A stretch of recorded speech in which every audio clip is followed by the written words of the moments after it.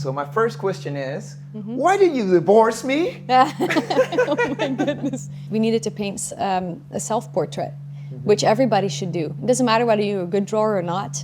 It's very healing to look at yourself in a mirror for days in a row and to draw yourself. And usually the drawing that you make of yourself is more you than the physical you right now.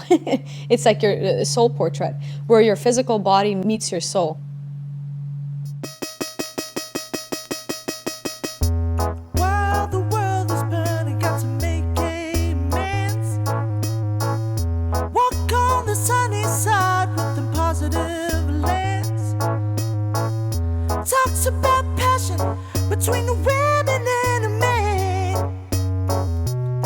Chris Dyer and his creative friends, darling. Ooh, ooh, ooh.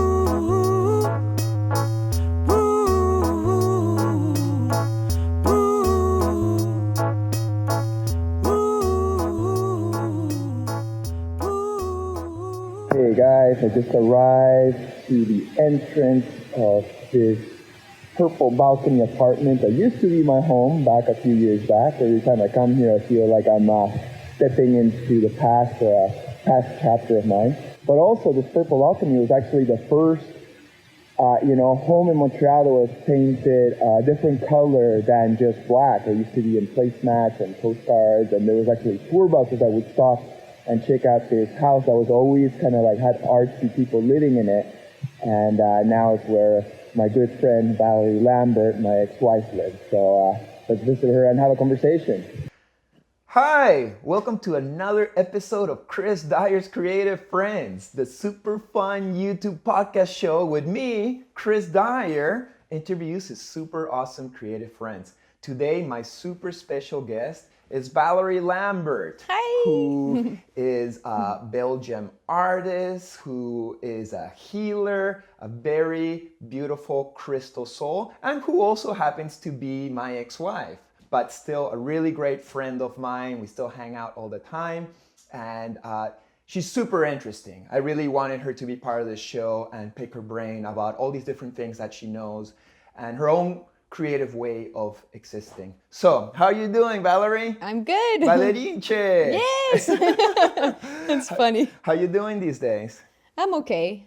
You know, the situations are a little bit like complicated these days, but I'm okay. I'm fine. The world has a heavy vibration this It really year, does. 2020. So we try our best, especially as sensitive beings, it affects us, right? Oh yeah.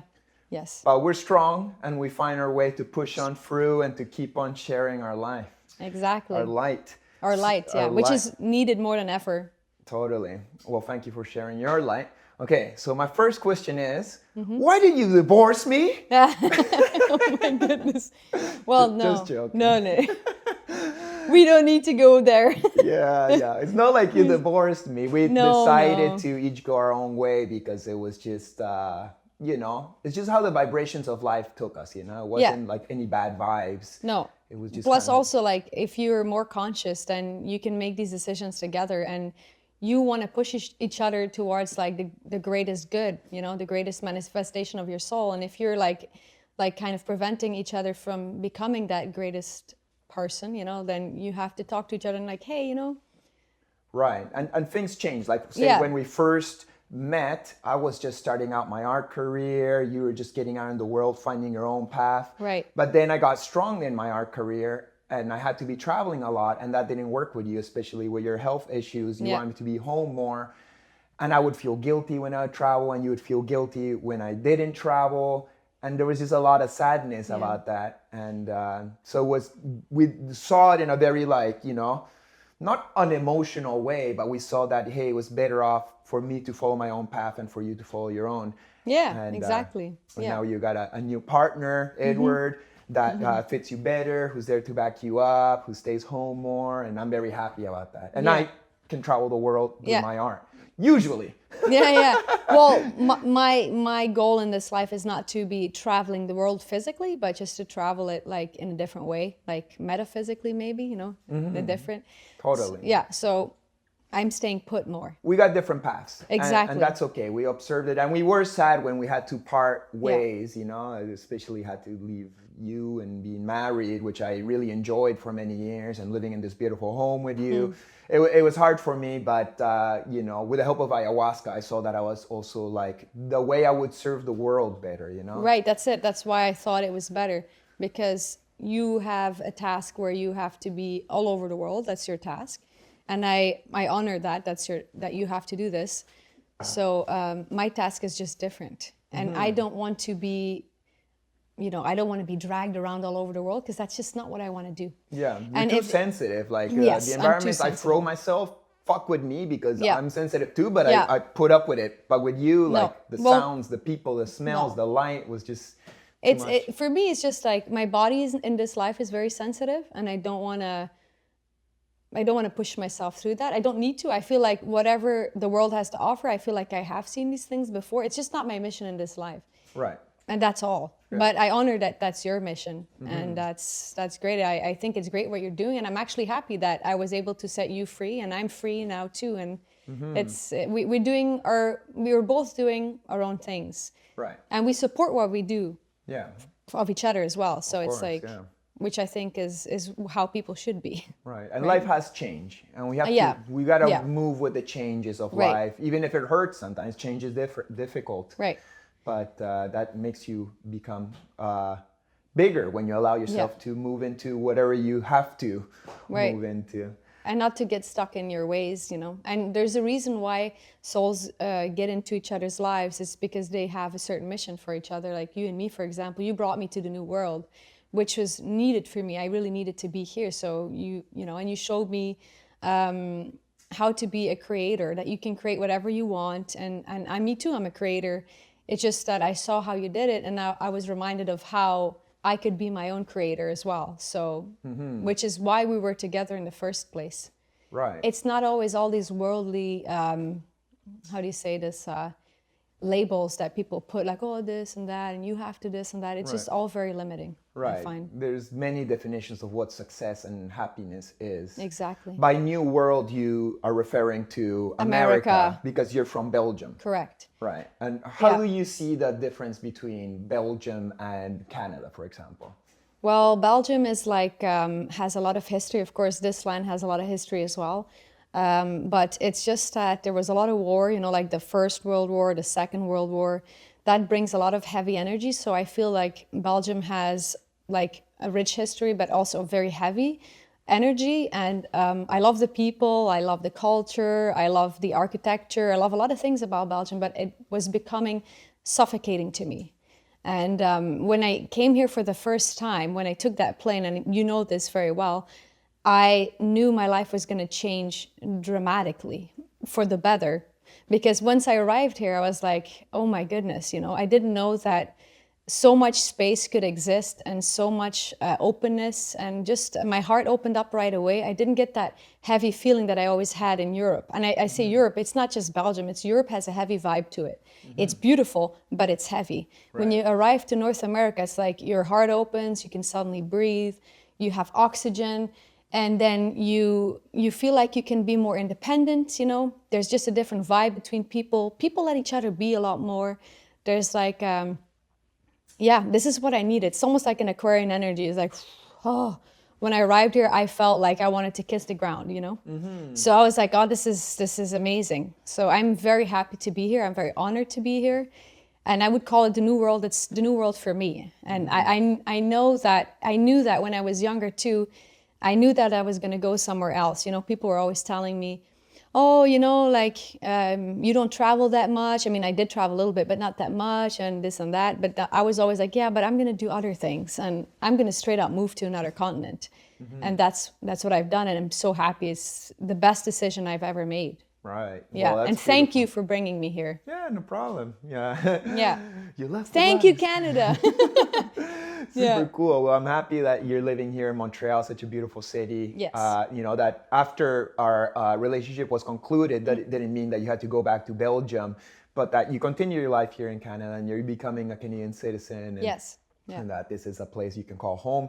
And we're pretty much neighbors. We live a few blocks away from each other. I always make sure that I don't live too far away from you, because if not, I'll never see you anymore. But I also really like the park. It's not all you.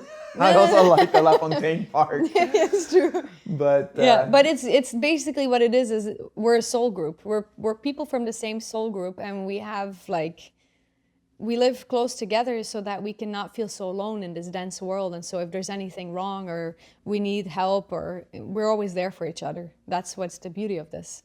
And we're definitely needed in the north of America. You know, we're needed here. totally. Yeah. Well, I'll ask you more about like the differences between North America and Europe and levels of awakening a little bit later. But yes, because I have more to say about that actually. well, you know what? Go ahead. Tell me like what's the difference between the consciousness of a European and a North American? At one point, you told me that Europeans, because it's a longer, older culture, their ethics are very ingrained through many more generations than say an American that only has like a couple hundred years that's lived in this country, especially a lot of them being people from other countries. Of course, we're not talking about the Native Americans. Of course, we're not talking about Native Americans. Because these guys have like a super rich history but before everyone. That culture is also kind of being destroyed almost unrecognizably in this country and in the United States. But so what do you see the difference between the European consciousness and the North American one? Well, like you said, it's like there's generations of people living on the land, and they have all these traditions from their ancestors that were passed on. And I don't know why, but it creates a very deep spirituality, which I feel is lacking a little bit here. So when I was in Belgium, I had a lot of spiritual friends. There was like a lot of depth to my experiences. I received a lot of healing. I received a lot of insight, a lot of teachings that were going a lot deeper than what I have here. So when I arrived here, I was like, oh, this is very different. I mean, there's a lot of openness and it's very fresh, but I feel like a lot of people, they moved from different countries from all over the world, and they were derooted and they kind of lost their identity a little bit. That doesn't mean that these people are not absolutely beautiful people. They just, it's almost like their ancestors are not nearby, so they had to unplug themselves and plug themselves somewhere else, and so they have to build it all up from zero, So not from zero, because the Native Americans are still here, and God bless them, because when I came here the first time, and you remember this, right? I was always putting my hand on my heart, and I would be like, I'm home, and I would become like emotional. I was like, no, I'm not home. I'm not home. How come I feel like I'm not home? And then one day on the 5th of August of 2009, we went to Maniwaki it was like gathering of the elders of all the tribes, a powwow. And that was the first time that I could do this. And I was like, I'm home, I've arrived, because I saw these Native American people and I saw their wisdom, and they were humble and they were beautiful, and they were showing their rituals and their way of living. I mean, I just saw a fraction of it, but it was enough for me to see, oh wow, this land has a lot of wisdom and a lot of deep spirituality. And you can access it. And if you want to access it, you have to access it through these people. And you can access it also just by connecting to the land, because the land is super rich in spirituality. But you'll find it more by connecting to the land than to connecting necessarily to a lot of people. To it's the just culture, yes. Because Canadian culture doesn't even really exist per se. If we got beaver tails and hockey and poutine, I don't consider that much culture really. Right. If that's what Canada is, like Canada ain't much. And then also, like, for example, the progressiveness, right? For example, gay rights were like, that was very normal in well, I don't want to say Europe, but like, for example, the Netherlands, they started with like gay marriage and stuff. So in Belgium, it's similar.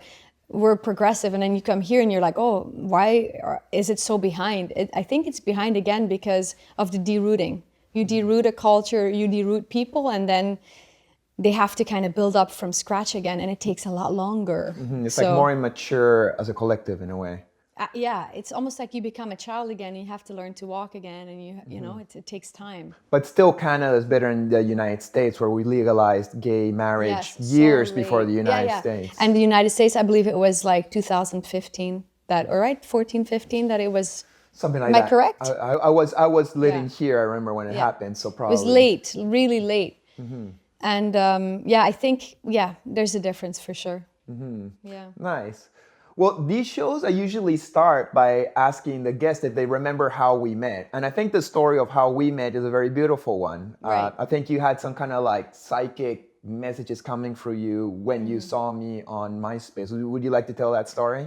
Yeah, that was interesting because I was, I have to think now. But yes, I remember looking online and I saw, back in the day, MySpace had like a list of top friends. And I saw you through, and I remember the friend, his name is Arnold Bucks, I think Arnold Bucks. And you were one of his top friends. And then I clicked on your picture and then I went and looked at your MySpace like footage, all your photos and stuff.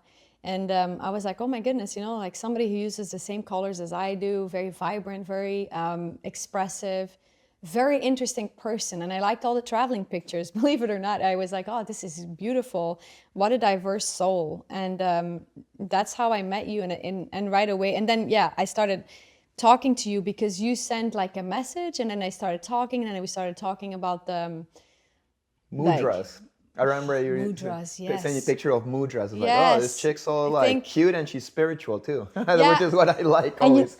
it's funny, the mudra that you reacted to is the mudra to connect the two hemispheres of the brain to to align them. The Star of David. No, I it was this. It was something like this.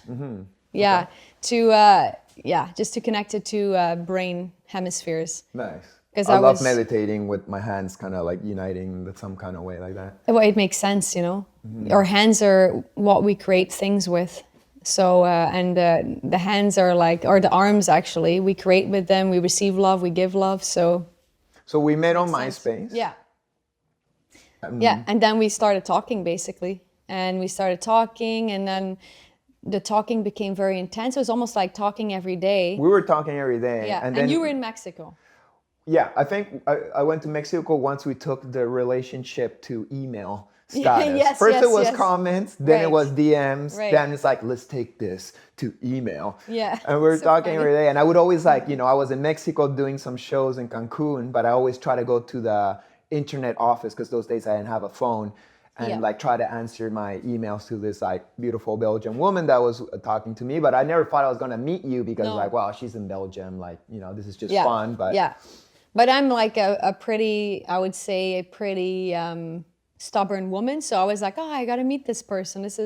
But the good thing is that a lot of people are like, yeah, it's never going to happen. Oh, I don't want to put my energy there. But you're also a pretty passionate person. So you're open to a lot of things. So I think I said to you at the time that, oh no, I remember I asked you if you could come over to Belgium. You said, well, I can't really just come over like that. I'm just an artist and I'm already struggling financially. It's expensive. So you said the only way I could come over is if you could find me a gallery and then I could go there and I would be allowed by the government too because it's for work, right? So I got you actually 2 shows. That's how motivated and how focused I was. I just went to galleries and I begged and I asked. And in the end, there were 2 galleries. They were not crazy galleries, but one of them was a graffiti / art shop and the other one was a cartoon, like a comic book shop. comic book shop / gallery, which is both stuff you're interested in. Right. So it was totally so my vibe. funny.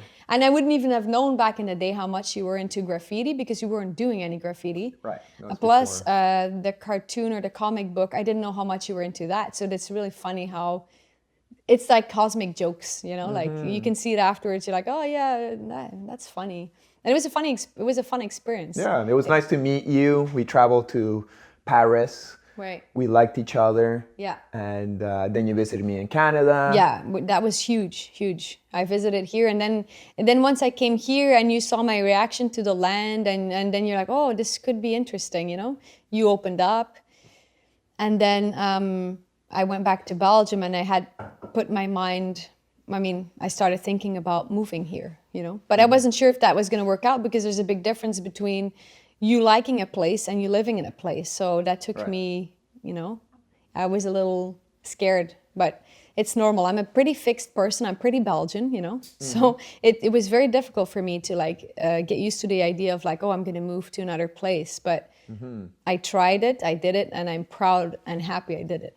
Beautiful. Well, I'm happy you did. And then we fell in love, married, lived together, divorced, etc. We're homies now. Yeah. The rest is history. But yeah, I'm happy that you followed your heart and tried something that might have, seemed very scary at the time. I think those leaps of faith is what makes life interesting and, worth living. So let's get into your art a little bit. You're a person who has different kinds of expressions, different kinds of healings, but it all started with fashion design, right? You studied fashion design in Belgium? Yes, I did. I studied fashion design.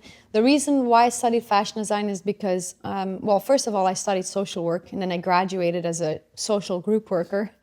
And I remember my dad saying to me, he's like, "Oh, you're going to be a social accident now?" And I'm like, I realized that I'm a very sensitive person, and like you said, I take things very strongly and almost physically when, I'm around people or situations that are intense. So in the social work field, it was a bit challenging. And then I realized instead of always being around all these problems and people, the heavy weights and the heavy stuff, the suffering, why don't I just make something beautiful for people so that I can uplift their spirits? Because that's also a way of taking care of people and, helping out. So this is why I went into fashion design. And because I wanted to create beautiful clothing. I don't know why clothing. Like now I think about it, I'm like, I could have done anything, but I liked the personal thing about it, because fashion, a person has to wear the fashion, Well, they're wearing girl, it. and girls feel empowered when they have a beautiful clothes on, and you always dress beautifully, and that makes you feel like a queen.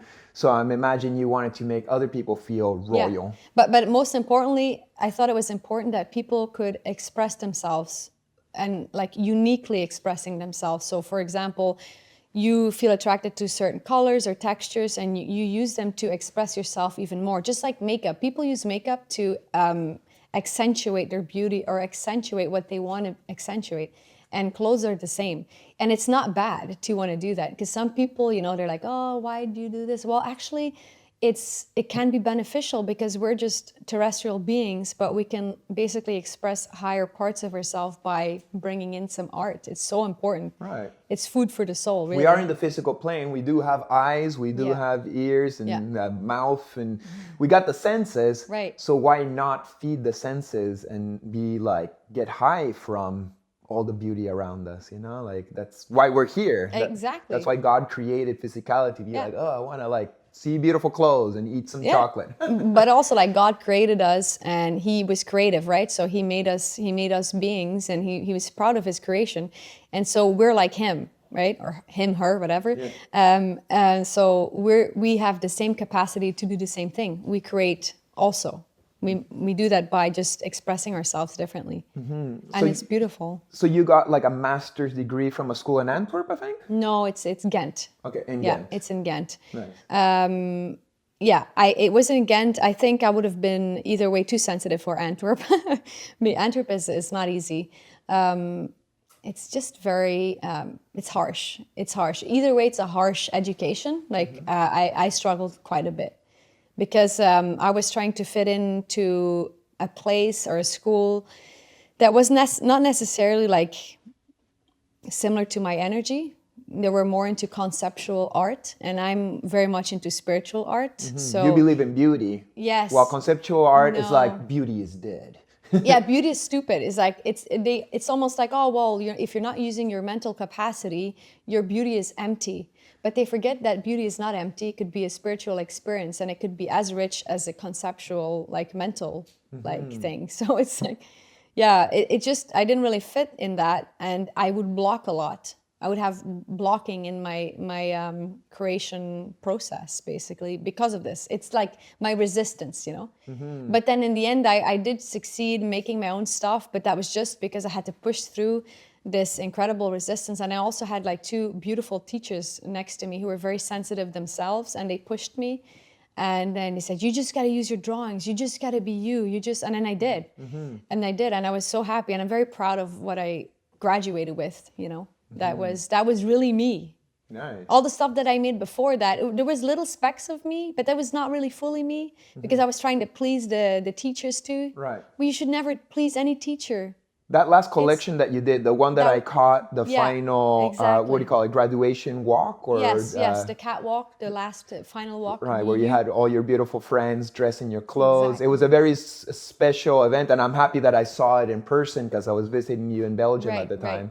Yeah. And yeah, I think what you did was very beautiful and gorgeous. And did you ever get to work for the fashion industry? I know you did some internships in Paris and stuff. But... Yes, I did do an internship for like a Belgian designer. It was not like, it was just a few months that I did.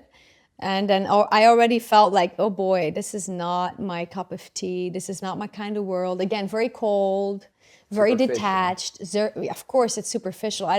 Of course, but you know what? We are needed in the world of superficiality. There's certain areas, I mean, every area in the world has like superficial, situations going on. But like the fashion industry is really bad. So I was there and I was like, ooh, this is icky. I don't like this energy. They treated you bad. Treated me bad. They treated me like I was a joke, right, to them, because I'm a joke because they're so superior, right? You see this a lot in the world.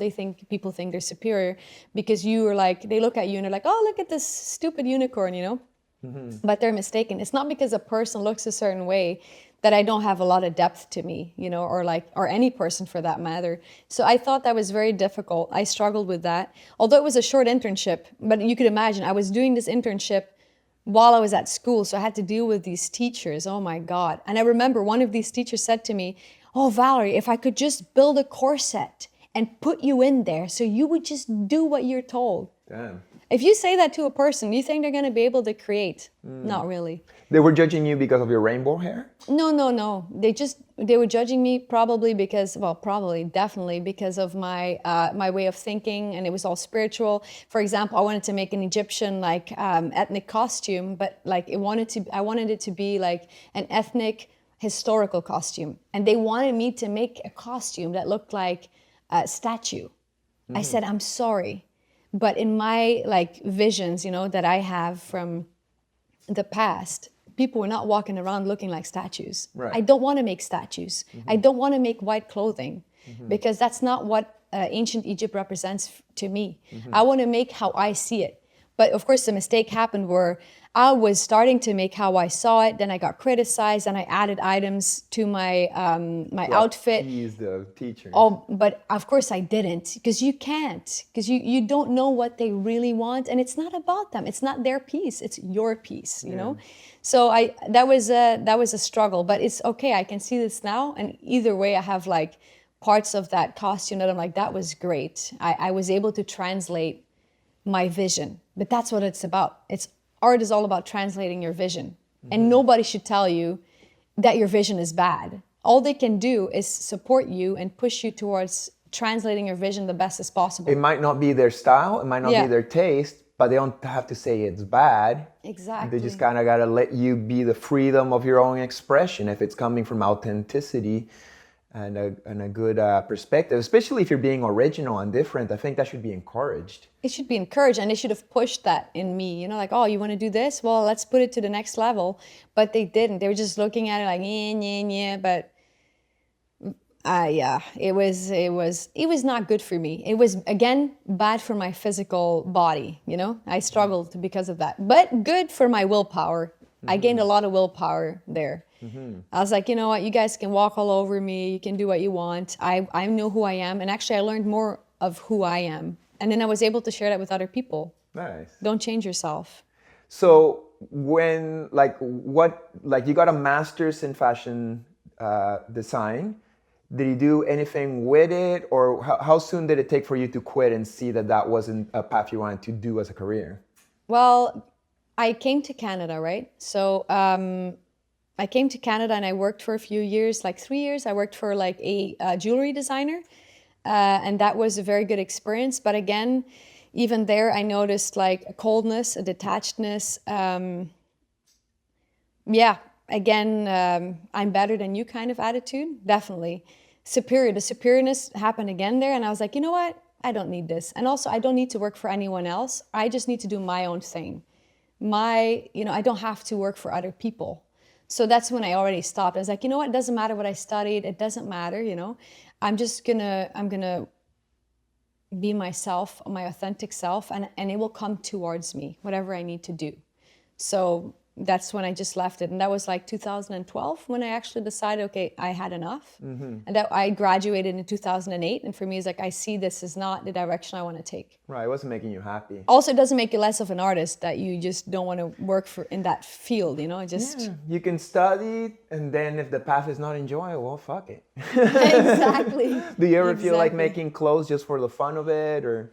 You know, it's funny, You really like haute couture, I remember. Yes, what I like the most is basically textile. And it's funny because I had a really beautiful teacher. Her name was Martine. And she was always saying to me, she's like, Valerie, why are you studying fashion design? It's not your thing. You're a textile designer. And she was saying it to my dad. She's like, she's got to do textile. And she was right. Because textile is my passion. I love like sewing, like little details and like embroidery and all Kind of this like stuff. making art with your hands. Exactly. With the Fabric. medium of fabric and buttons and crystals and... Yes, and even like sculpture, you know, like you make a sculpture then with that fabric. That is more my thing because again, you go in some kind of trance. I'm sure like pattern designers and stuff, they also go like pattern designers. I mean like people that cut patterns and they put it together, they get into a trance too. But I go in a trance when I'm really like focused on a detailed piece of art, you know? So yeah, that's more my thing. And I haven't done it for a bit now, but it's there, you know? Right. And I always have that itch to do it, you know? One of the first paintings you gave me was on a piece of fabric. Yes, it was. And it was like a fluorescent painting, and you had sewed in little crystals, beads into it. And I've never seen anybody else do that. I always thought it was special, and I still have it in my home. Yeah. But my favorite art that you do is your drawings. Yeah. So you're like, as a visual artist, you will be a drawer with the medium of coloring Color pencils. pencil. Tell me a little bit about that. Yeah, that is actually my favorite. If I have to choose between textile, fashion, or all that stuff, it's going to be color pencil. Again, because I have a strong connection to color, not just texture, but colors. Colors make me the most happy. That's, you know, where I have colors in my hair and everywhere. So I love the color pencil drawing because again, it's trancy. You go into some kind of, you know, you dive in there and you lose yourself in the coloring, and it makes me feel closer to God. That's why I love that so much. Yeah. To the Creator, and I feel part of a greater existence, and I also feel like when I'm drawing like that, it's almost like I'm not drawing, it's like my soul is drawing. And sometimes I'm like, it's funny. Like I made a drawing once and I was just thinking about Haile Selassie because we made a painting, right, together. Right. And I was just thinking about him, and then I don't know him, of course, but I was just like connecting to his energy. And then I was like listening to a whole bunch of like reggae music. And I started drawing like African like patterns, and I wasn't even aware of that. I was like, you know, drawing. You're just channeling it, vibes. yeah. And I liked it, and I don't really care if something looks perfectly like realistic. I really care more about patterns. You're and about patterns. like energy Yeah. manifestations or something. Yeah, Many portals, if anything. yeah, that's what I want to do, and I don't know if I should tell you what I would like to do in the future, but like we can go there later too. You can tell me right now.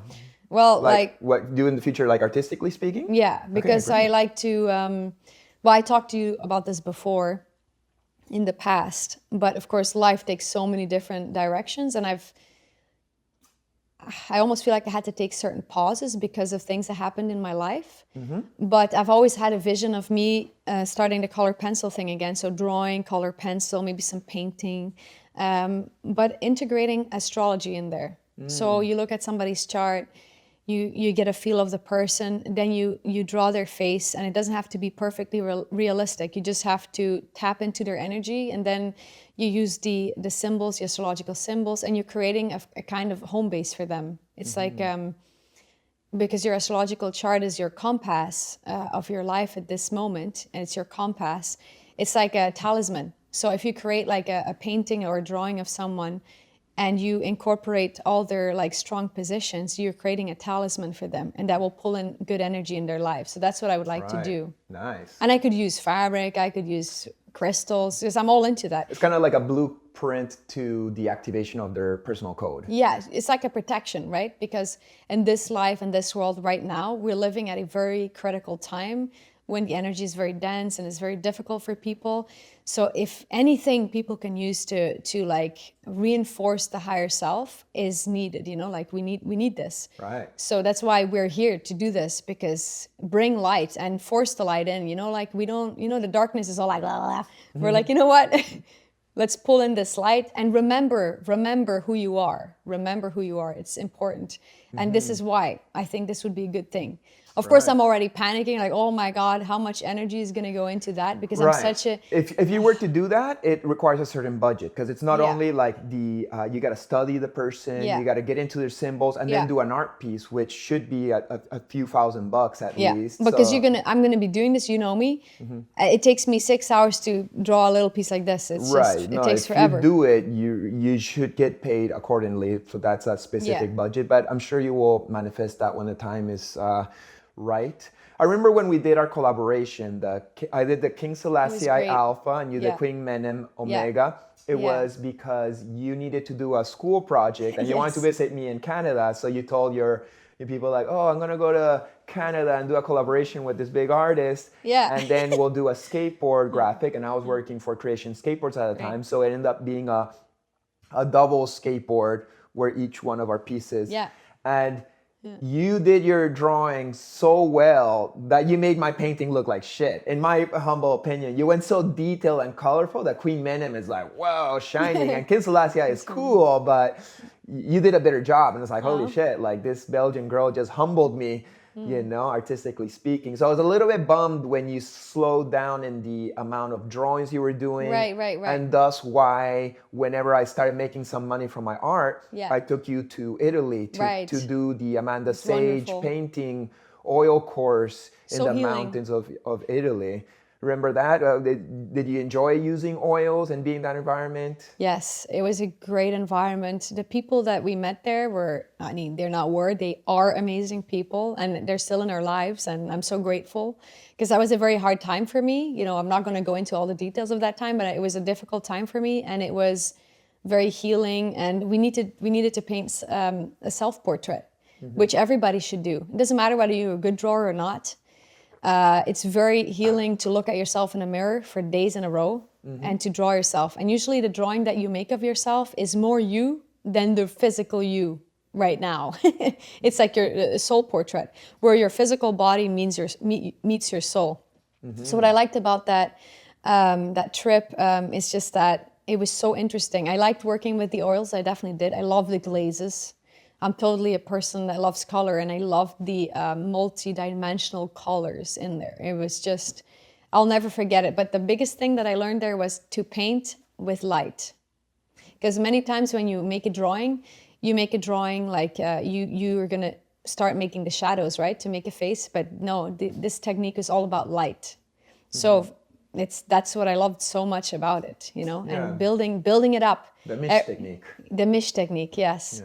And it's funny because it kind of, you know, comes from my own country, Belgium, right? The great masters. So Right, Jan van Eyck. Yeah, exactly. So it was very interesting, the build up, layer after layer after layer, and every time you could accentuate something else.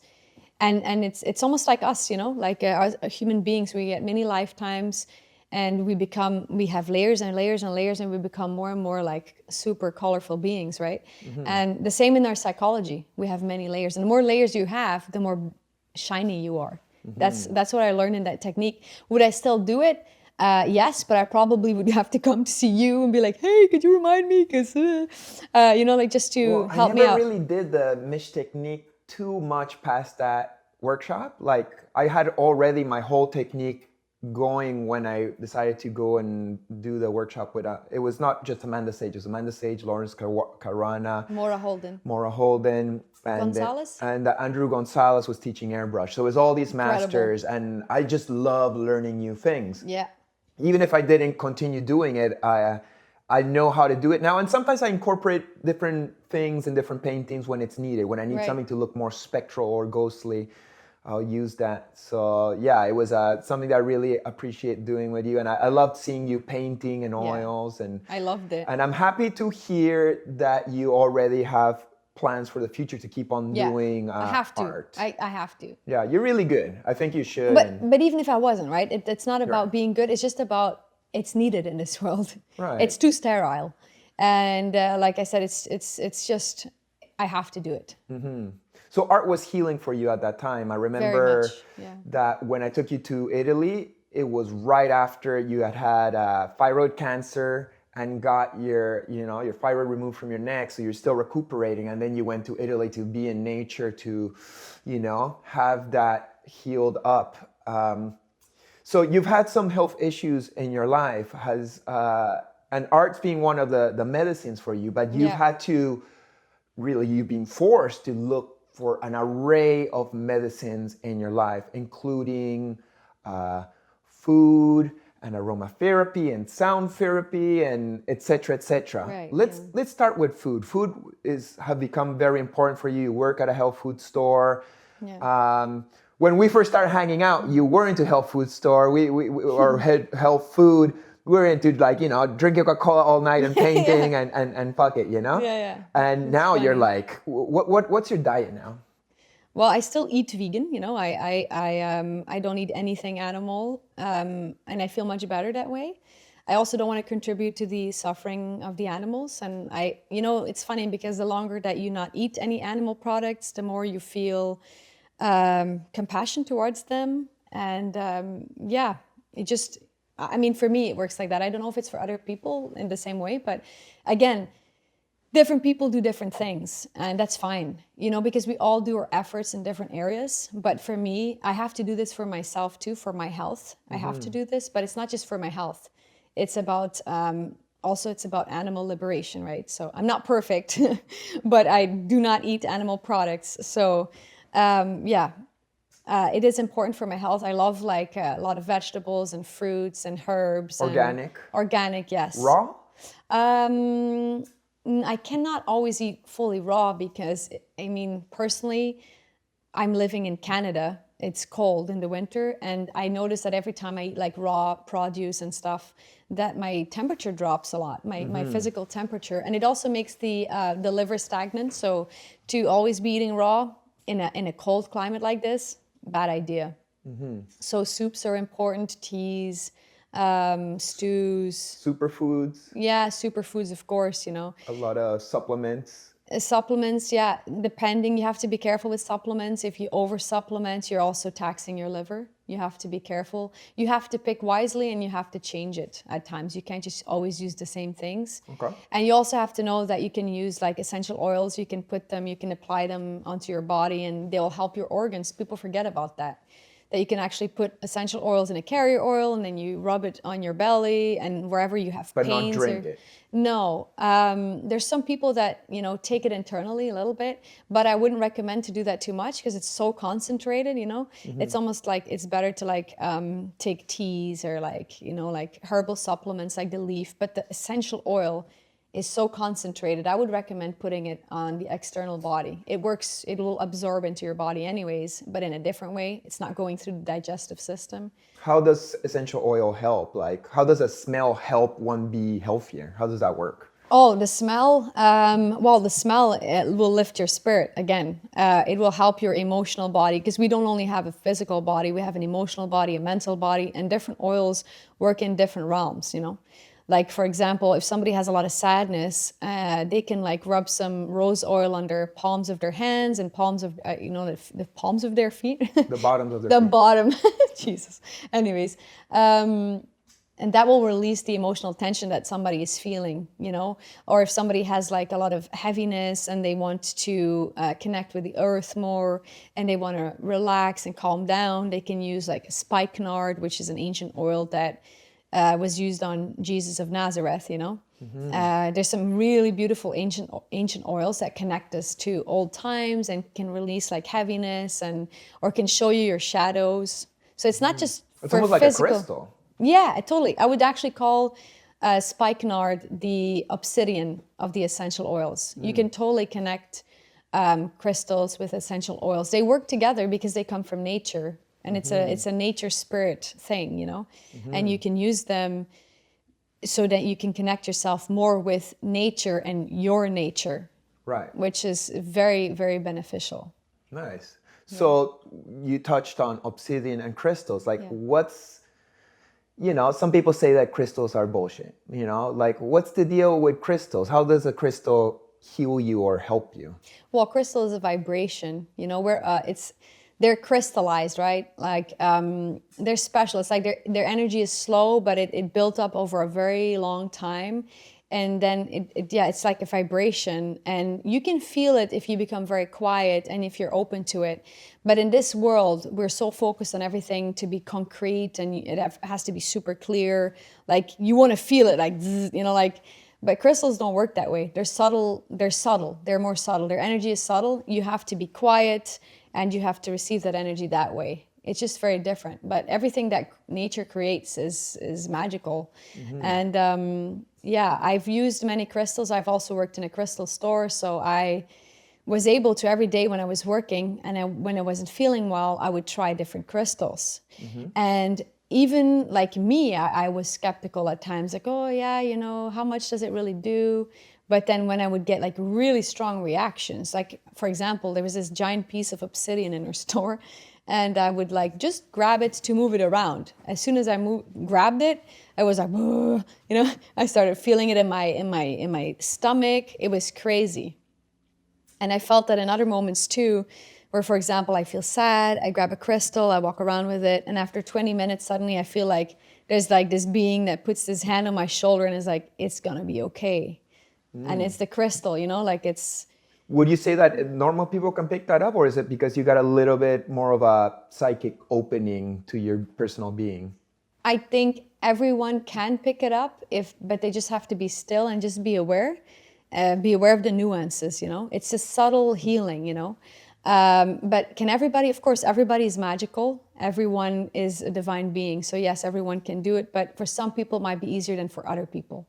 But if people want to try different crystals, the quartz is a clear quartz. That is the most easy to feel would be the Nirvana quartz. If people really want to feel crystal, they can just pick up a piece of Nirvana quartz. It's hard to find. It doesn't have to be big, it just be a little stone, and they feel it, and it buzzes in your hand. It's very strong. So if you use that, then you might, you know, be like, oh, maybe this is real, you know? What other crystals, like say if somebody was to go to a crystal store and they want to pick like 4 to 5 crystals to like enhance their vibration, their being, their home, what do you recommend? Well, if it's their home and the vibration of their home, I would recommend apophilite. I say it in French. It's funny because this is a French city.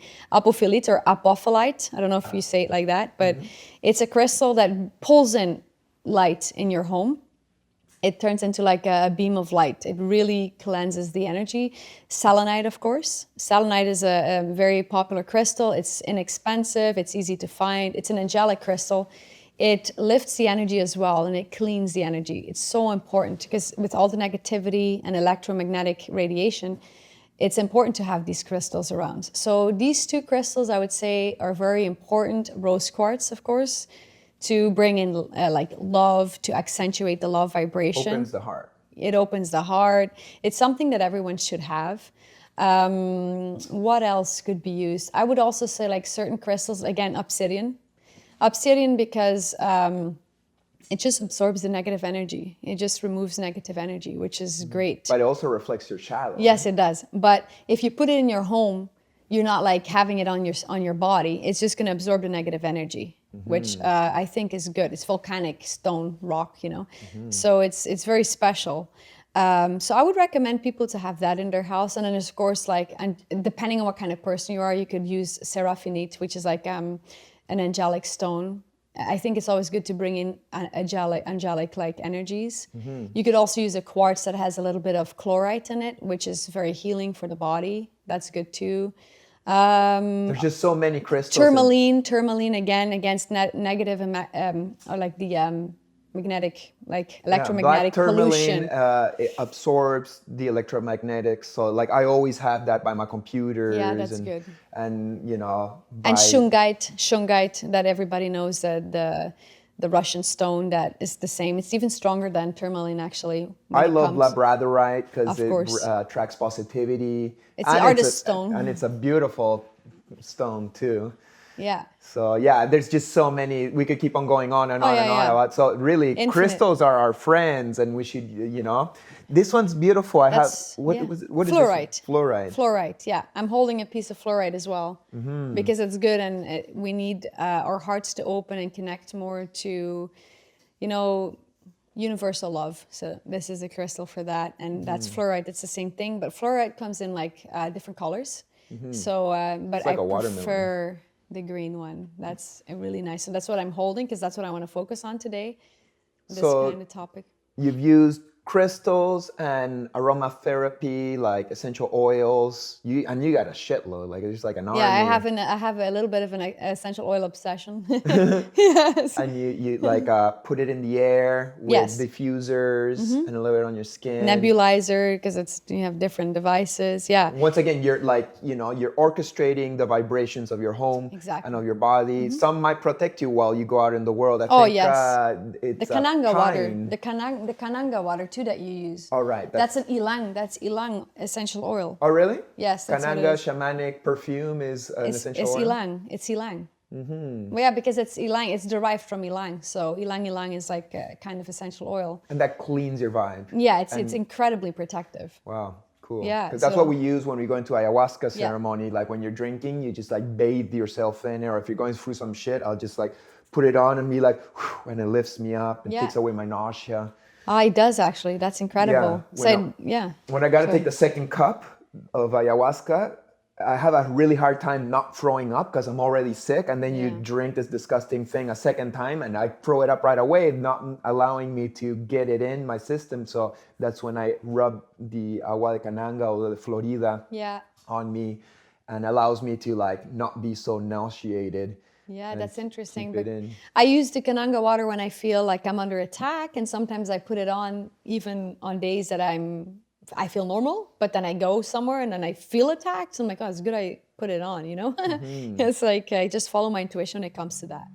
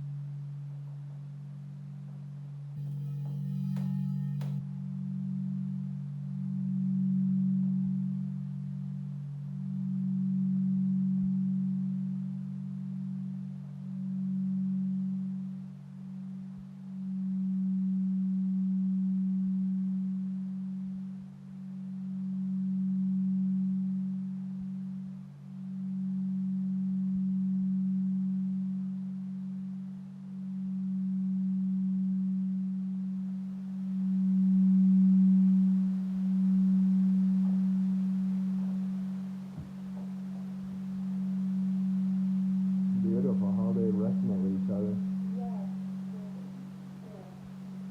It's very So cool.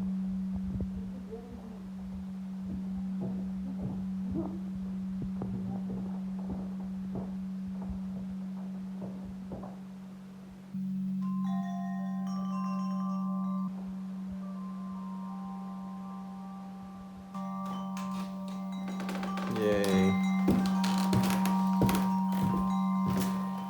different sound.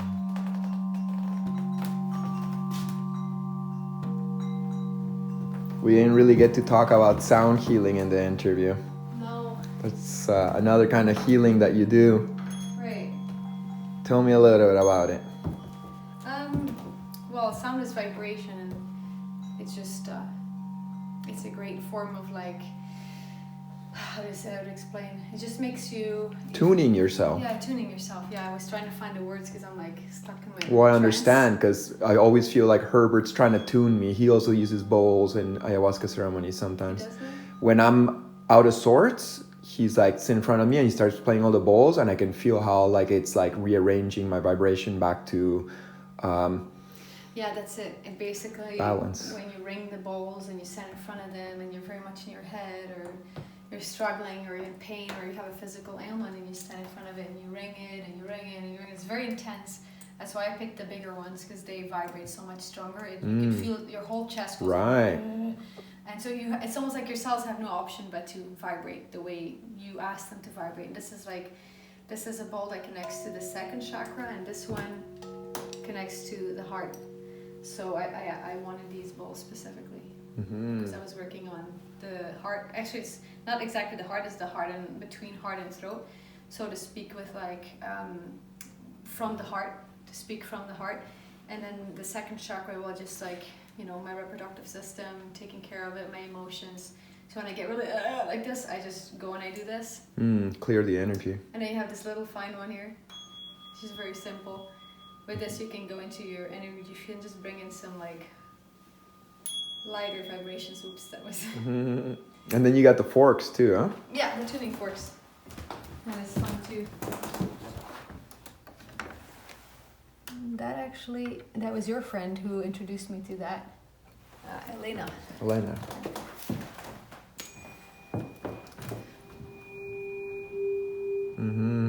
Yeah, that's also very nice. And when they put it on your head or your forehead sometimes, it's intense. Yeah, and there's different ones. There's ones that you can connect to certain organs, you know, but you have to know what you're doing again.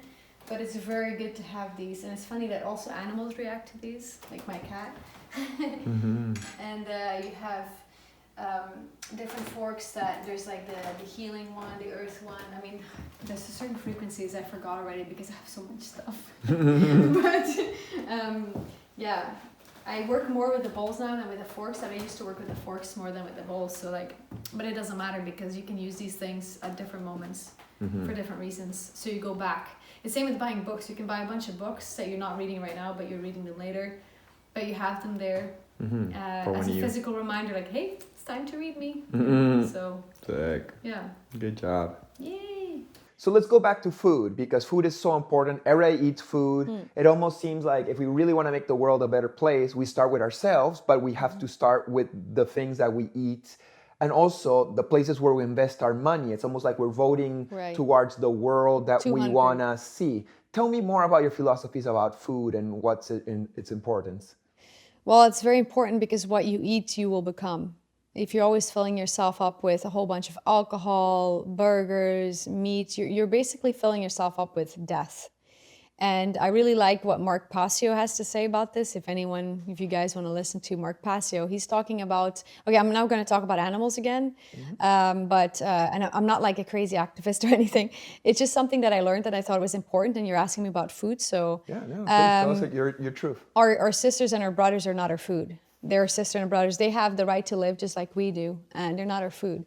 And like Mark Passio says, like, as long as the blood of the animals that are slaughtered is flowing on the altars of earth, no human being shall be free.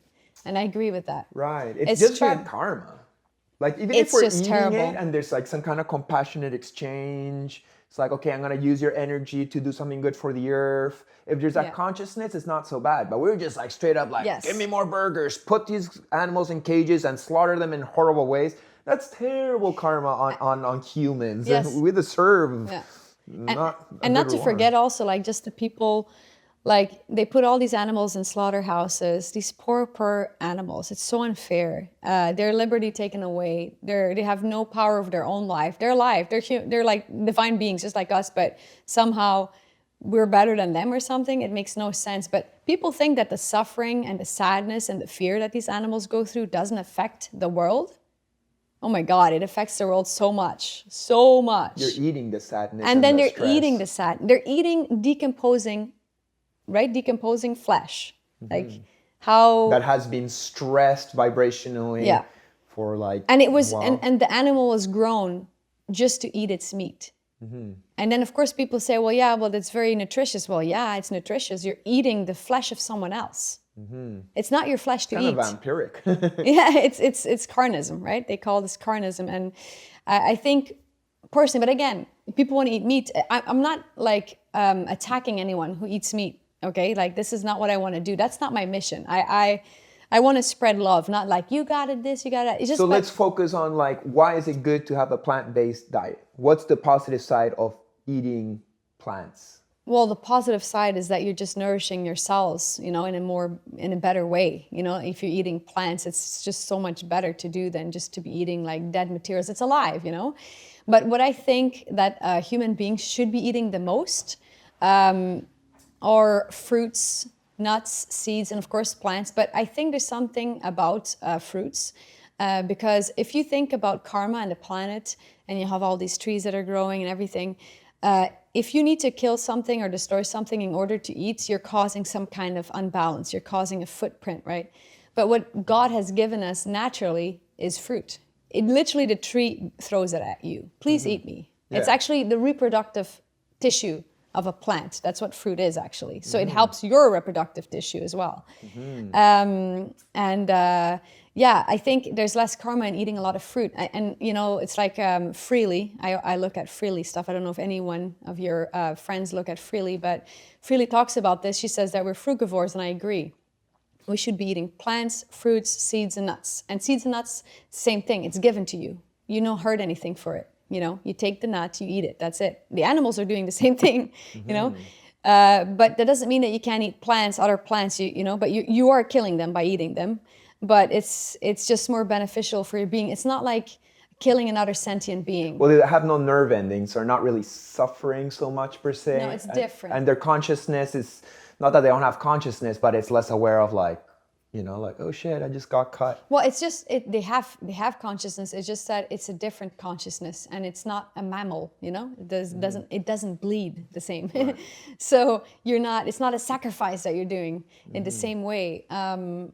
Yeah, I think it's important to eat a lot of fruit. And of course, now there's all the fruit fear, right? People are afraid of sugar. But this is also a hidden agenda. They don't want you to eat fruit. They don't, because they know that fruit is super anti-cancer. It's super good for your cells. The sugar in fruit is not the same as like corn syrup sugar. It really always makes me very sad when I watch people talk about this stuff. And they just want people to go on a high-fat diet. And it's like, but that's not what human beings were intended to eat. Yes, of course, eat things in balance, totally fine. But don't tell people not to eat fruit. Since when has fruit been bad? Think about it in our history. Right. Never so anyone natural. has said that it's bad. And they've done all these studies and people eating a lot of fruit, and all they saw was benefits. Nobody got diabetes from eating too much fruit. Right. Look at Freely's blood tests. She ain't got no diabetes, and she eats almost only fruit. Why do the powers that be want to keep people unhealthy? It makes them more money. And it's actually, but it's not just that. If you think about it, people tell you a bunch of lies or different things, and then you have to go inside. You shouldn't be always like looking externally to listen to what people are telling you what you should do. You should go inside and be like, does this resonate with what my body needs? And this is why I'm saying some people eat meat and it might be totally fine for them because they go inside and say, this is what I need. This is what makes me feel better. This makes me feel like I can do my mission better. Right. Fine, and that's good. Don't listen to all these people because they'll say this is the way to be or that's the way to be. Yeah. It's an individual thing. Yeah, it's an individual thing, but it is a fact though. That and we gotta be conscious about it though. Be conscious about it. Be grateful of your food. Be aware of what you're eating. Pick wisely. Try not to eat too much processed food because that's one trap. Of course, you say, yeah, but I feel like I need to eat a lot of processed foods. That's good for me. Well, it's not. Human beings have added additives so that it becomes addictive. And usually when you're addicted to something, it's because something was added that wasn't good for you, and then you're addicted to it. Nobody's ever going to be addicted to fruit in the same way. Like, I have to have my fix of 15 bananas, Yeah, no, you just eat it because it feels good. And then, we raised the squirrel together. The squirrel is so smart, right? Like one day I gave him we gave him banana, and the next day he didn't want the banana. He wanted something else. And like 2 days after, then he was into banana again. This guy knew better than us that you need variety. Right. You don't have to eat the same thing every day. It doesn't make you healthier, Totally, but you can switch it up. But we have to build up our immune system now more than ever. And the powers that be, all they talk about is vaccinations, and they don't talk about strengthening your immune system, which is key. If your terrain is healthy, you're not going to become ill, because it's not going to survive in a healthy terrain. And a happy human being that eats healthy food, that takes good care of their immune system, is not going to get sick like that. You know, the immune system drops when people have emotional reactions, when people eat bad foods, when they are exposed to a whole bunch of pollutants. That's how the immune system drops. But we have to work on that, you know. That's why there are crystals. That's why there are essential oils. Right. That's why there are all these good foods. We got to do our homework to find how to become healthy again. And there's so many tools and things out there. The world has all the options.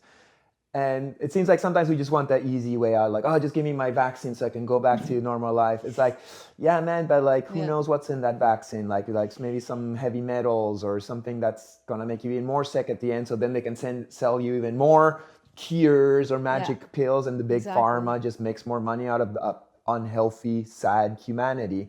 That's not how we should live. No. You know? And also, like, the thing is that there's vaccines that came into this world by human beings that were beautiful human beings. So I don't want to be like, I'm not an anti-vaxxer. I'm just saying certain people made vaccines to help other people.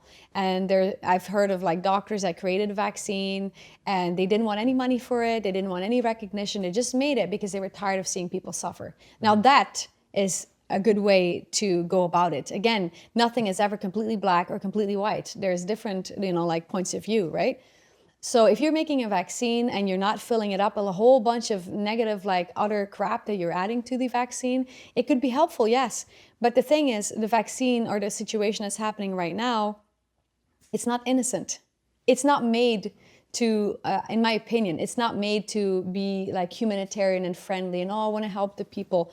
If you have like COVID right now, if you have like 99.8% of people who survive COVID, you're gonna tell me everyone has to be vaccinated? Right, especially really? When first of all, they say it takes like 8 years to get a vaccine that works. It's not even been a year. 8 to 10. Right. And already they're like, oh, the vaccine's coming in a year. It's like, whoa, that's unreastic and that's dangerous. It's already there. Right. And when they did tests recently, it's almost like, 80% were actually getting negative reactions to it. Exactly. So it's like, okay, so you're getting a vaccine that 80% of people get sick from to cure a virus that doesn't even affect 1%. How does that make any sense? And why is everybody just running to the vaccine? I don't know. And the percentages, like my partner editor was explaining to me, the percentages don't add up. You like start calculating, like, no, you're going to kill more people. And these are going to be casualties to them. Oh, yeah, some people are going to die. Oh, 700,000 people are going to die, or they're going to be messed up for life. For taking the vaccine. Mm-hmm. And people just blindly, we should be very critical. Right. How do we stop that? How do we tell them, like, no, we don't want a vaccine. We just want the government to promote healthiness and good food and maybe even ban Monsanto and shit that's actually made us unhealthy. Yes, I agree. And the government, the first thing they should do, instead of like just masking everyone, is they should invest in immune support. Send people packages of like things to boost the immune system.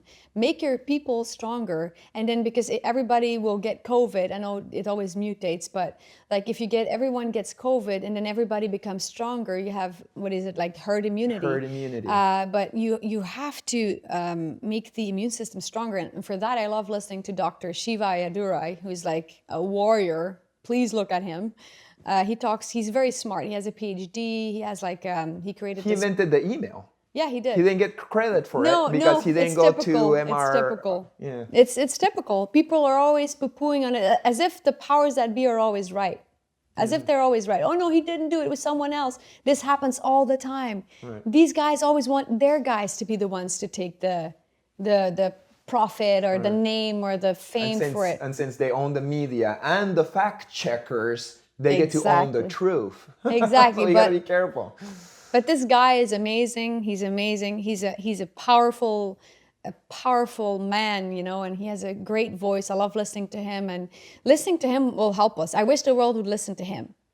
And he says vaccinations are not the solution. They're actually part of the problem. Not only, these kind of vaccinations, and we would have to take a new vaccination every year.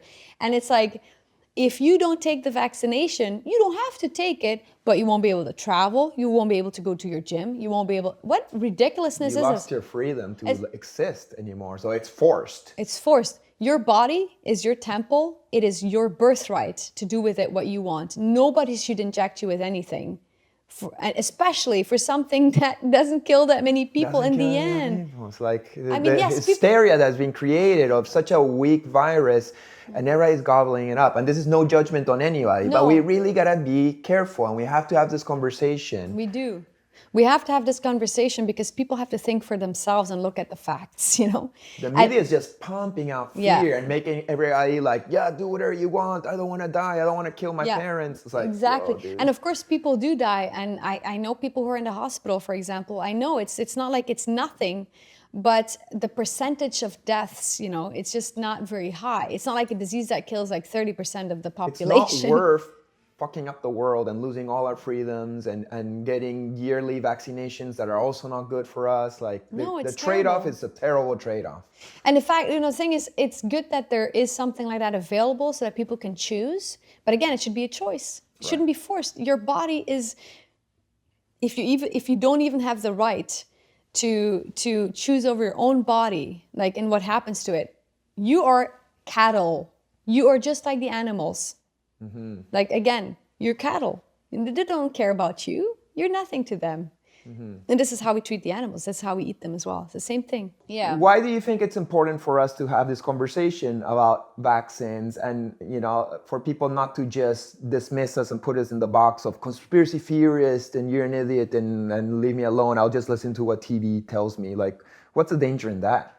Well, it's just a danger that you're just always like, you're not being critical and you're not actually asking questions. You should always ask questions, especially when it's about your own body, You have to be careful. And it's good that there's people out there that actually are questioning everything. We need the rebels because otherwise they'll be like, oh, these people, they're so easy. We can do whatever we want with them. Right. For me, I've never really trusted the media. The media is owned by the corporations and they've always lied to us as to mold public opinion to benefit the corporations that own The this technocrats. media. Yeah. Right. And why would that be different now? All of a sudden, what? The media turned good and they're here to rescue us and stuff? Like, that No. does not resonate with me. No, and there's nothing that brainwashes more than the media. Right. They're It's trying just to how it is. control truth and the narrative of what's happening in society right now. We really got to be careful and we really got to observe these things and we got to listen to a array of experts, not just their own experts. And they do not own the truth. Right, totally. Yeah. Well, let's get into other kinds of healing. So in your search for health and happiness, you've got Yeah. into other kinds of healing. Like you got into hypnotherapy at one point, right? Yeah, that's correct. And you study different kinds of hypnotherapy too, right? Correct. Yeah, I started first with the general hypnotherapy just to understand a little bit what it is. And that was very interesting. And then I was like, I discovered Dolores Cannon. And this lady who has passed away, I think it was 2014 that she passed away, but she was a remarkable lady. She is a remarkable soul. You studied her technique, and the day you graduated, I think was the day she died. No, actually, the day that I started studying her technique, she died. Okay. That was crazy. That was, I think, October or something, 2014. And I remember listening to the classes and becoming very emotional of everything that was being said. This lady worked almost her whole life. She worked on this technique. It's called quantum healing hypnosis technique. And basically what it is that it makes people see, like you put somebody under hypnosis and then you go see their past lives. And it doesn't matter whether you believe in past lives or not. You're going to just see visions in that case, right? And whatever you're seeing is beneficial for the time of now. And then once you're really deep in hypnosis, then the hypnotherapist will ask your higher self questions. And it's funny because the higher self starts talking in the third person, like they're talking about you. But it's something really trippy. Right. But serious questions can be asked and the person gets straight answers coming out of their own mouth, which is brilliant. And the hypnotherapist is just basically a person that helps you, guides you, and helps your higher mind talk to yourself through your own mouth. But the hypnotherapist has to like interview you for hours to know everything there is to know about your life. Lasts all day, those sessions. Oh my goodness, it's an 8-hour. I remember mine was like an 8-hour conversation, and then hypnotherapy. And by then, I will never forget.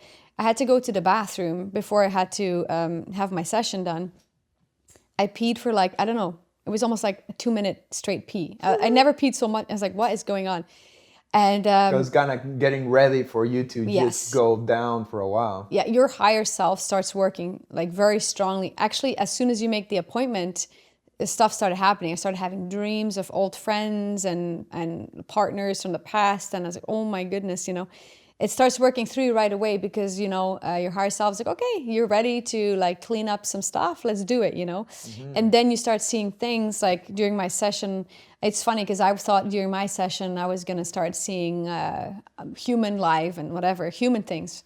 But it wasn't human at all. I was like a plant spirit, a nature spirit. Oh, wow. And I was creating colors and scents and plants. And it was so trippy. I was like, I can't believe this. And it really Like happens some kind natural. of elf or nymph? Yeah, an elf, yeah. And I was explaining to the hypnotherapist what I was doing. I was saying I'm seeding creation. I'm creating colors, plants, and I'm taking little particles of humidity and water, and I bring it to where it's needed, and I inject it with my creative vision. Super cool. But I'm just saying this, and while I'm saying this, I'm oh my Sounds god. super trippy, but I remember when you were learning under her, you had to listen to like a bunch of Yeah, different examples. sessions that Yeah. she was interviewing different people. And there was some really trippy past lives and sometimes future lives that would come Yes. through, like alien lives. Yeah, yes. And Yeah. I was painting Incredible. while I'm listening to you study, and I was like always fascinated by the information that would come through the oversoul. That there was always at the end of the session, the Yeah. higher being Yeah. would come through and break it down. Yeah. Very. Oh yeah, and the people like some people would come in with like terrible diseases, and the diseases are usually just your reaction to where you're going in this life. It's like wrong direction. You know, some illnesses create out of that issue basically, and so we had a lot of examples on that one. So there was a lady, for example, who had like back problems, and during the session you could start hearing her back pop into place. I'm like, what is going on? You know, like I never saw anything like this. Crazy. And there was a lot of sessions also where Dolores Cannon would start talking to a being that would come in through every different person. Like imagine she has like hundreds and hundreds of people she would hypnotize. And then every session through this different person, this being is coming through to tell her, okay, here's your next chapter for your book. Is it craziness? Something that I found Yeah. really interesting about Dolores Cannon is her theory that around this time, or at some point where humanity is supposed to evolve, Yeah, the new earth. two different parallel realities are happening where, like, if you vibrate high and positive, you'll go to the positive Earth. future, Yeah. the new earth where humanity got liberated and we become good. Correct. But if you focus on negativity, you might go into the apocalyptic world where shit Exactly. went wrong. Yeah. And it seems like these days that you can be standing right next to a different person Right. in the same physical realm, but your perceptions of reality are so different. It's almost like in two different parallel realities, where their parallel reality is like, this world's about to be destroyed. And my parallel reality is like, no, humanity is waking up and we're facing our shadow, but it's so that we can evolve and become the Exactly. light that we're supposed to be. Yeah, because people take it very literal, right? They're like, oh yeah, there's two planets and this and that. I don't see it as two planets. It's exactly how I see it, like you're saying it, is that it happens simultaneously, you know? But it's important, that's why it's important that we have these conversations and that we talk to people and that we keep our minds open and keep our hearts open. Oh my goodness, there's so much hate going on right now. So much hate. And people think, because they're righteous, right, about certain topics, they think, oh, I'm right about this, so I'm going to hate this person or this ideology or this group of people. And you're never better when you're hating someone. Doesn't matter who it is. Really, it doesn't matter. If there was one thing that I've learned from my parents and my dad specifically, is like he had a very big group of friends, people that he knew, very colorful, very different, right? And he was always so forgiving to people. And it didn't matter if the person was a criminal or a poor person or this or that person. He always gave people chances. And that's what I've always seen coming from him. So this is how I am today because of his influence. Right. And I've had another, you know, like I have like a friend from Belgium who's very spiritual, Mary-Jan. And Mary-Jan always taught me, be mild. Be mild to people. You do not know their lives. You haven't walked in their shoes. You don't know. Be kind. It's really not that difficult, you know? Right. And don't hate. Don't feel good about calling somebody, you know, all the negative words because you feel like you're righteous, you know? You're not any better. You're not any better. And that is not love. It's like, oh, I care about you, so you should think this way. That's not love. No. Totally. Well, I agree with that. It's time for us to not divide and fight each other. It's time for us to unite and really find how we can move forward into a better planet and leave behind the negativity that's been dividing us so that they can rule us. So you brought up Mary-Jan. Can you tell us a little bit about Mary-Jan? And she's been working with you since you were like, what, 14 years 16. old? 16. Yeah, it was incredible. Like I met her and I think she was just like turning 60 or something at the time. And she started talking about my auntie who had passed away and that she was in the room and that she had always been there for me. She's a psychic healer. Yeah, she's a psychic healer. And she has a very strong like love vibration, you know, like when she smiles, it's like all this light comes out of her face and she's a brilliant woman, you know, brilliant. And she's so humble and simple, but so beautiful. So I had that beautiful example as soon as I was 16 years old. I was so lucky, you know. So every time I had a problem or a question or a big event in my life, I just connected with Mary-Jan, you know. She's like my soulmate, you know. Like she's being like your guide. My guide, yeah. And we know each other. I'm her guide. She's my guide. Of course, in this life, she's totally my guide. But we learn from each other. We share a lot of things. And I love that she always keeps me on the right path because I'm very much a firecracker. I'm very opinionated. I can be judgmental. But she always says, Valerie, you know. She's like that sweet voice that always reminds me, like, be kind, keep your heart open. It's all about the heart, you know. So, yeah. Something that she was good at, because I had some sessions with her too when I would go to Belgium, is like she's good, or she's sometimes allowed to see into the past lives that we've had to kind of understand, like, yo, why do I got this trauma? Why am I insecure about this, like that? And she'd be like, oh, because in a past life, you were totally humiliated in this way. She's reminded you of some of your past lives, maybe some lives as a witch. And in one of them, you were the family of Akhenaten.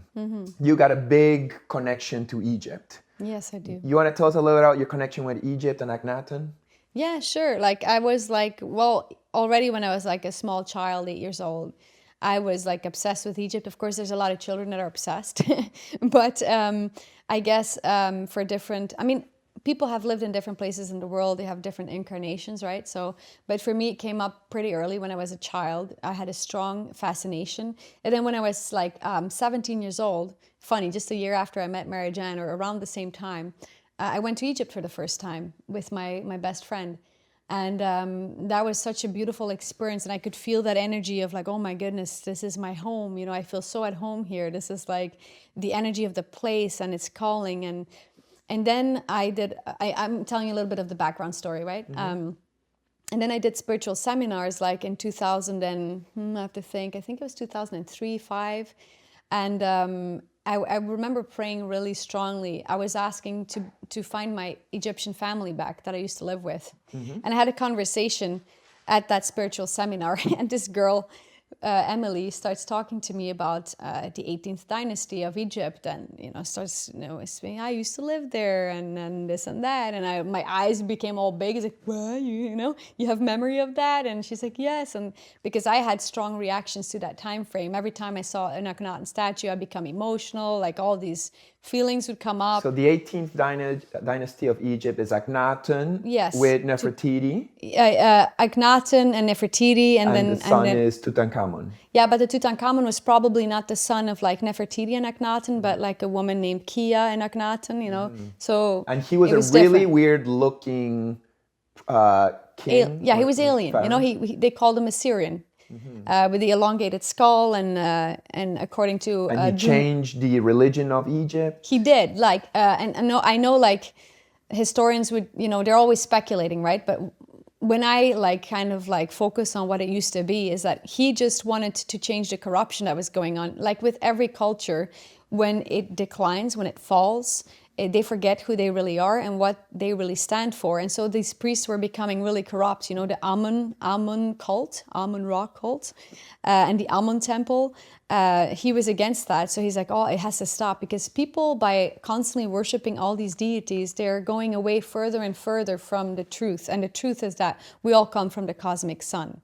So that's why he changed all, he got rid of the old religion, and he changed the center of the religious center of the country to Amarna, which is exactly in the center of Egypt. Tel El Amarna is what it's called. And he built up his temples for the Aten, to worship the Aten, which is the sun. Because in my opinion and how I feel it, is just that he just wanted to reconnect us to the breath of life, which is the cosmic sun. And I have just very strong feelings, and every time I read a book or I look at it, I just have all these strong feelings. And when I connected with this girl, Emily, that I met in Belgium during that seminar, we also met up later in Paris, and then I started having visions, which I never had as strongly in my whole life as then. And I started seeing what happened to me and who I was. And it's funny, because then afterwards, Mary-Jane would tell me, she'd say oh, I had a visit by, the Akhenaten figure, and he was completely gold, and he came to me and he said, yes, she's my daughter.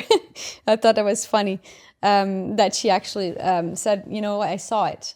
It's true. And then I had another reading, and people don't know me, and they say, yeah, you were a royal daughter. A total different psychic that also told you that you were also the youngest daughter of Akhenaten. Yes, exactly. And what happened to the daughter of Akhenaten in that lifetime? Yeah, but this is the thing, though, and this is funny, because the last person that I talked to that just brought this up said that I was doing great, I was artistic, I had connection to the stars and the deities and all this stuff.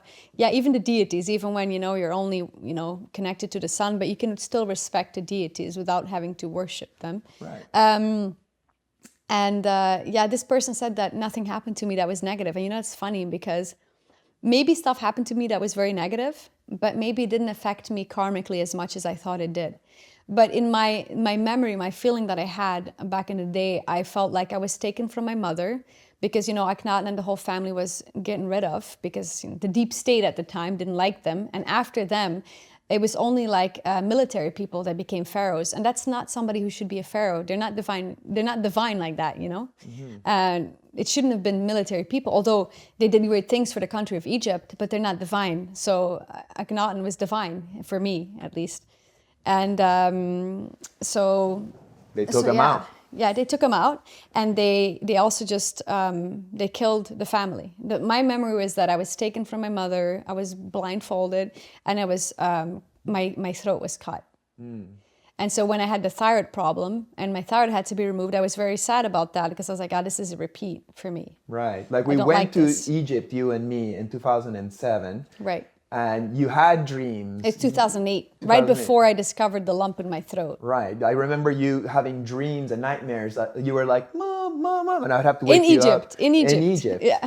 And then right after is when the lump started growing in your throat. Yeah. And then they had to cut your throat open to remove the lump. I know. So it's almost crazy. Like that negativity manifested physically. Yeah. And you had to get that out. Exactly. Yeah, it manifested. But it's funny, because then I talked to Bill Foz, who's an Akashic reader. Mm-hmm. And he says, I don't see any negativity in that life for you. And I was like, oh, that's interesting. But again, you can go through a lot of stuff. Does that mean that you're karmically bound to this world in a negative way? Not necessarily. Maybe that's why he saw it as a positive thing. Mm-hmm. But in this reality, as of right now, they got rid of the whole family. That's how I feel it. But do you feel that whole episode has been healed since you got that lump removed in your neck, and maybe you'd like to have a thyroid, it would be better for you, but maybe it was a way to kind of let that go? Yes, eliminate it, yeah. I definitely feel better, I feel different, but I still have the connection, Mm-hmm. I still feel the presence, the protection, and remember the medical healer that was talking to me at one point too, who was mentioning the protective shield and stuff. So it's not the first time people mention stuff like this to me. Mm-hmm. I always found it so interesting. Yeah, it's fun. But I'm always going to have that Egyptian connection. It makes me feel really at home and at ease, and it makes me feel, it's my natural my natural way, you know. When I asked Mary Jan, hey, Mary Jan, did I know Valerie in my past lives too? When she was like this royal woman, it's like, oh yeah, you knew her. You were one of her peasants. And I'm like, oh.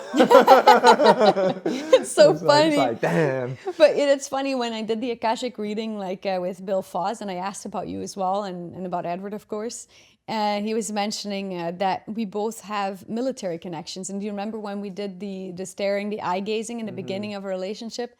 I was saying I see all these military people. Yeah, I definitely have lots of past lives where I was a Military. badass warrior. Yeah, but so does Edward, my current partner, and he said the same thing. Yeah, you guys have military connections. So I was also a military person. That's what he said. I was like, oh, that makes sense, you know. And now we're peaceful warriors Firecracker. of the light, you know. But we still have that attitude of like, there's a war between good and evil happening right now, Star Wars styles, and we're using love as our new weapon in order to heal. And we use that courage that we used in battle for the different kind of battle.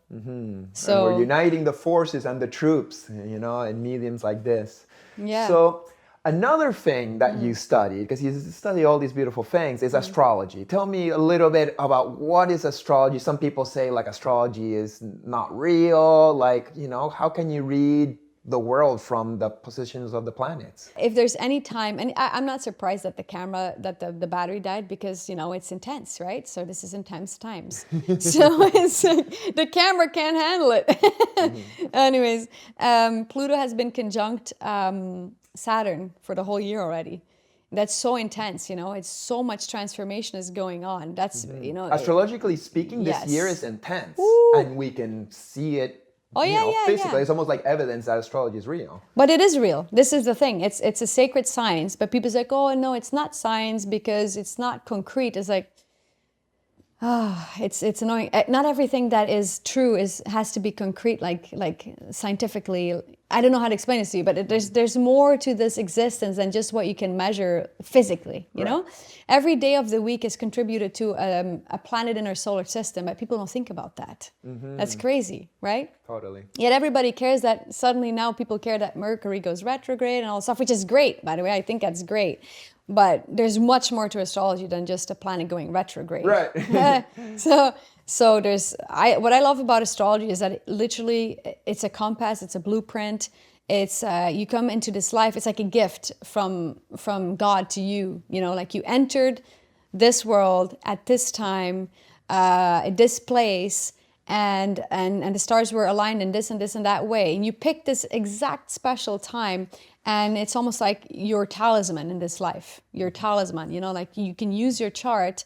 You need to have your birth hour. In fact, you should have your birth minute and seconds even. Like the Vedic astrologers are crazy. They're sitting there with their like special kind of clock, and then the baby comes out and boom, they click. And it's like a time shot, And so much you can read from that time shot. It's incredible. And if you could just study it and look at it very, very deeply, you will understand yourself so much better. You'll see the painful points, the good points, the disappoint, everything is there. And including other people. Like, for example, if you really dislike a person, you could just look at their chart. You look at their chart and you'll have compassion for them, because you'll see that they have their own path. And I'm talking every single human being. Serial killers, Hitler. Trump. They're all human beings, and you look at their chart and you're like, oh, they're playing out their chart. They are here for a reason. They're all playing out their part. And of course, whether you're going to pick the positive manifestation of your chart or not, that's up to you and your consciousness. But there's so much to read in a chart, and I would recommend people, if they use astrology and if they're interested, to also use deep space, not just like local space, because local space is the signs of the zodiac, the tropical zodiac. Okay, like the solar system. Yeah, the solar system, but there's so much more outside the solar system. And the fixed stars, for example. And the fixed stars, the further you go out in space, you see the fixed stars. Why do they call them fixed stars? Is because they move only like a degree every 70 years. And so they seem fixed to us from our terrestrial point of view. And the planets are always moving. The planets are like the imperfect gods. They're not perfect. The fixed stars are perfect. Then the planets are the imperfect gods, like Zeus, they all make mistakes, right? All these gods. And then there's the earth. And so the planets are basically the translators between the divinity and the earth. They're the translators. But if you were to like place deep space in your chart, which I call like the Vedic nakshatras, they call them the lunar mansions. If you add these to your chart with the fixed stars, you're going to see a whole other level of yourself. Very, very, very deep. I suggest people go into depth and detail. So important. Don't just, I shouldn't say don't just, because there's a lot of astrologers that just need a few planets and they can say so much stuff. There's just so much to say about everything. Yeah. Do you think that you can see the future with astrology, or it just gives you a kind of general like energetical roadmap of what to expect or how to navigate these waters? Well, you can see tendencies. You can see like that there's going to be big transformations happening, and you can have ideas of how that's going to happen. Many times if a person is also like psychically inclined, then they can like combine these, two things together.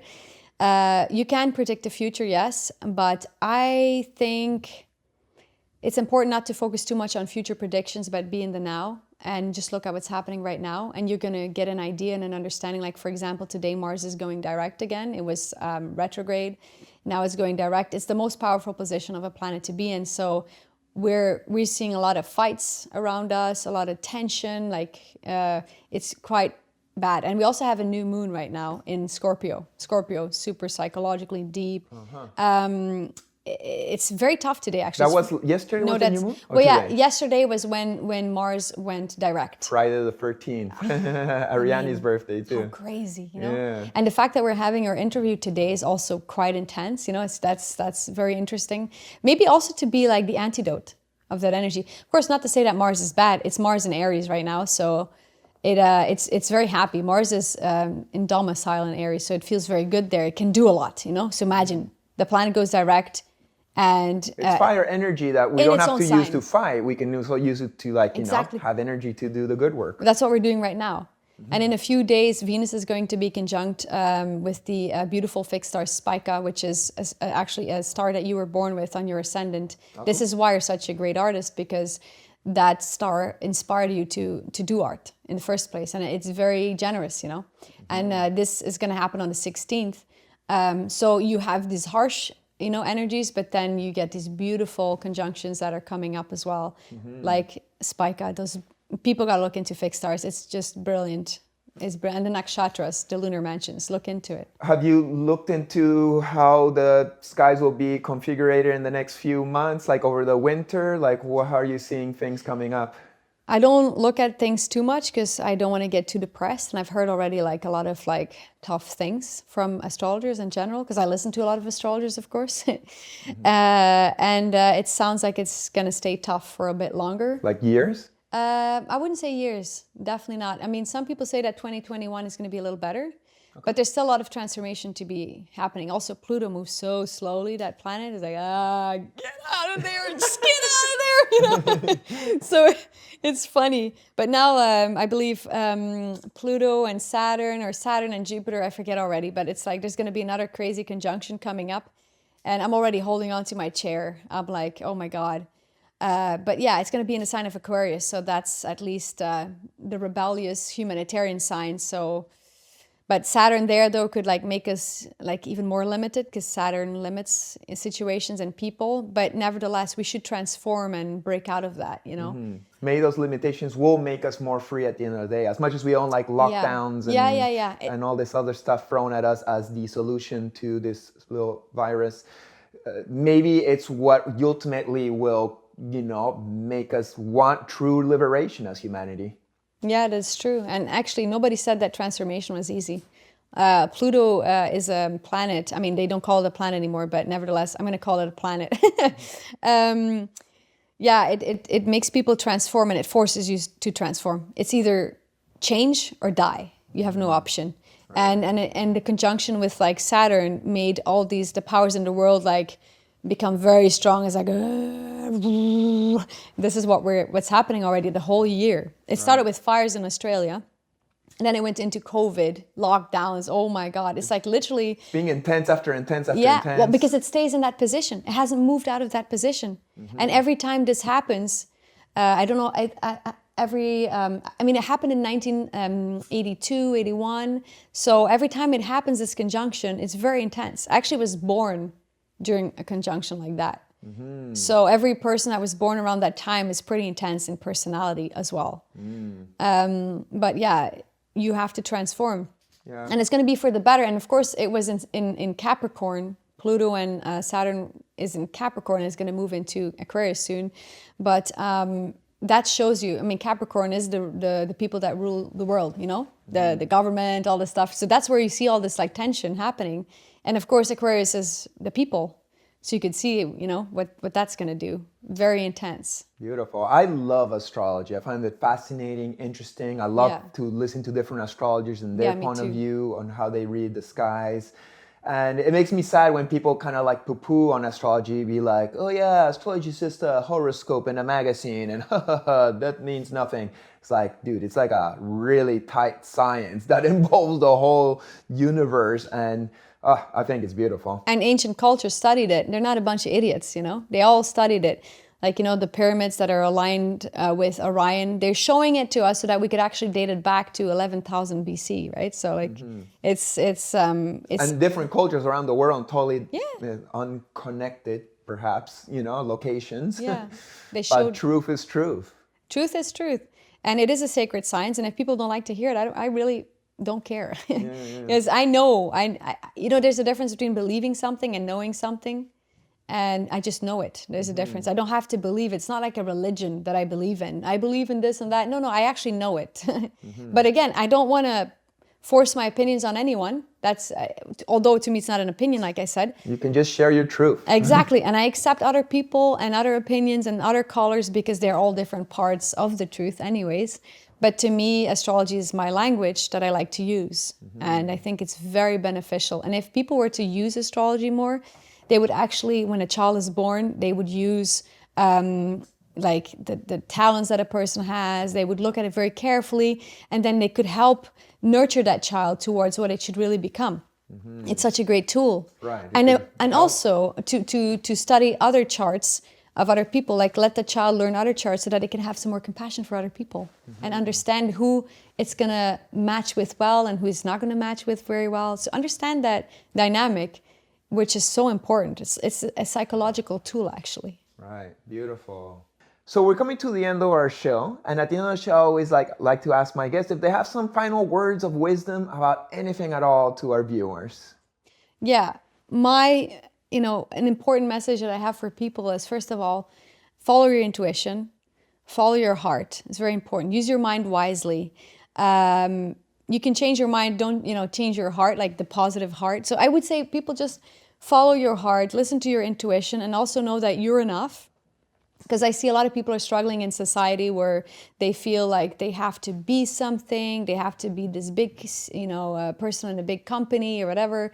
You don't have to be anything of that. You being here is enough. Your energy here is enough. You should just be yourself and radiate your personal light and help other people and be kind to other people and share your love and your vibration, because it's all about love. You're not going to take your big position or whatever you did in life. You're not going to take that, or your money. You're not going to take it to the afterlife. But what you're going to take is the effects you had on your contribution to the planet. Be kind to animals. Please be kind.